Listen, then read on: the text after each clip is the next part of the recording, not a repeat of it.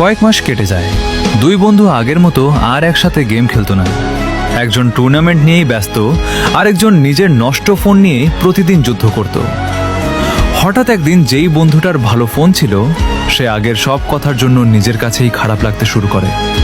সে ভাবতে থাকে, সেদিন যদি আমি ওকে জোর না করতাম তাহলে হয়তো এমনটা হতো না। অনেকদিন পর সে নিজেই তার বন্ধুকে ফোন দেয়। প্রথমে কোনো কথাই হচ্ছিল না, দুজনেই চুপ। তারপর সে একটাই কথা বলে, ভাই, সেদিনের জন্য আমাকে মাফ করে দিস। ওপাশ থেকে কিছুক্ষণ নীরব থাকার পর উত্তর আসে, আমি তোকে অনেক আগেই মাফ করে দিয়েছি, কিন্তু সেদিনের পর আমি বুঝে গেছি খারাপ ডিভাইস নিয়ে ভালো প্লেয়ার হওয়াটা কতটা কঠিন।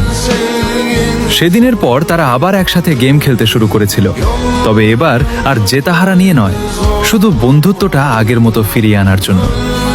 কিন্তু কয়েক বছর পর এই দুই বন্ধুর একজন এমন একটা সিদ্ধান্ত নিয়েছিল যেটা তাদের জীবনটাই বদলে দিয়েছিল।